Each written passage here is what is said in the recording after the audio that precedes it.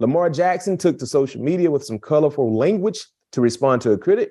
Do you ever feel like responding to haters on Twitter, Pat P? Do I feel like it? Do you ever feel like responding to haters sometimes on Twitter? Hell yeah, I feel like it sometimes. But all the time. But at the end of the day, what I come to realize is like, man, these people ain't going to make me lose any sleep. I'm living good. I eat good. I ain't got no complaint in the world. Got one of the best jobs in America. Yeah. Living out my dream. They want to be where I'm at. You know what? Much as I want to, I just go back into my thought like, man, it's not even worth it. And I was going to ask you, what should NFL players be wary of in regards to responding to critics? Worry about nothing, because at the end of the day, the critic always going to be the right person, or the athlete is always going to have to be the bigger person, so yeah, you have to. There's nothing that an athlete should be worried about.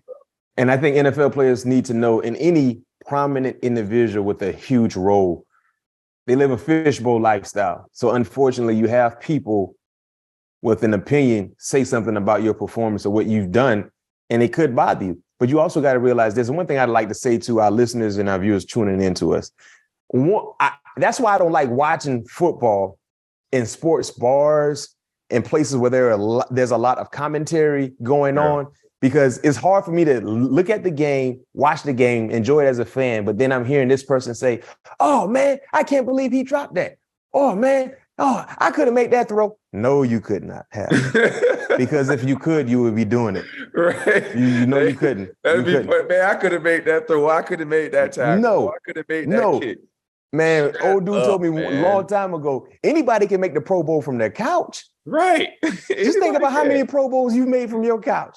Man, it's not that easy, man. Respect the crowd. That's what my good teammate Troy Polamalu used to always say, man, respect the crowd and respect the preparation that goes into what these guys are doing, regardless if you're on a good team, record-wise, or if you're on a bad team. You have to understand it is hard to do what these guys are doing. Our job is no different. Your job is no different. My past job is no different than what you do 9 to 5. How would you feel if you're an accountant and we're sitting here seeing some of the mistakes you made number-wise, and if we say, oh, man, how he made that mistake? I could have done that. I could have done better than that. Right. Just think about how disrespectful that is to that accountant who's prepped almost their entire life for that role. And they have that role, but they made a few minor mistakes here and there that was visible for all of us to see. Yep. You've been playing a game of football your entire life. You've been prepped to cover people. The same can be said for me. I was prepped to cover people. Every game you step out, you're not going to have your best game. People are going to catch passes on you. People are going to make you miss tackles. You're going to lose contain. It happens. No doubt about it. So for those naysayers or critics that say, I can't believe he did that. No, you could not do it. He said no. No, you couldn't, because you could. If someone could pay you $1 million or a few $1 million to go out here and tackle somebody, if you were good enough to do it, you would be getting paid also. No doubt about it. Hands down. So just be mindful, because one thing I understand too as a fan now, being retired from the game for years, fans get all the way involved in the game. Mm-hmm. They get extremely invested. They get invested. They coaches. They get all the way invested. And I love that passion from fans. I really do. But fans must understand and remember as well, you never will be more invested than the players that are playing. And that's where they got to come to a realization with themselves. Like, you would never be more. I don't care how much money you pay for a ticket.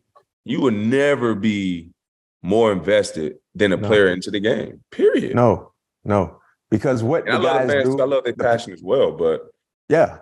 I love the passion. I love the passion. And every fan is not like that. But then you have some fans like, the guy who came at Lamar Jackson and said what he said. It wasn't all the way directed at Lamar Jackson, but just basically saying, he needs some help. He can't do it by himself. And the Ravens they need to help him out. But some fans just be extremely disrespectful in their commentary to what they see.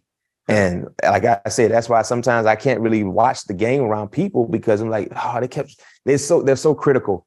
And they analyze, how did he miss that tackle? Wait a minute. He's playing against another person who's the best in the world at what he does. Right. This man is considered the best in the world at what he does. So let's say if you're a freaking lawyer, right? You're a defense attorney. You're going against another attorney who's the best in the world. Their points might be a little more better than your points. You know what I mean? So it happens. It's a tongue of war affair. That's why Dick LeBeau used to tell us all the time, Pat P, sometimes the bear gets you. Sometimes you get the bear. Sometimes the bear gets you. Yep. But in our profession, what keeps you around, if you get the bear more than the bear gets you. 100%. That's 100%. it. That's it. That's how it is, man. So, hey, Pat P, you a vet. You know how to handle critics. And keep doing what you're doing because they can't be too critical of your play this year because you've been on fire. Yes, sir. That boy is on fire. That was Alicia Keys' song, by the way, wasn't it? That is Alicia Keys. That was on Sing.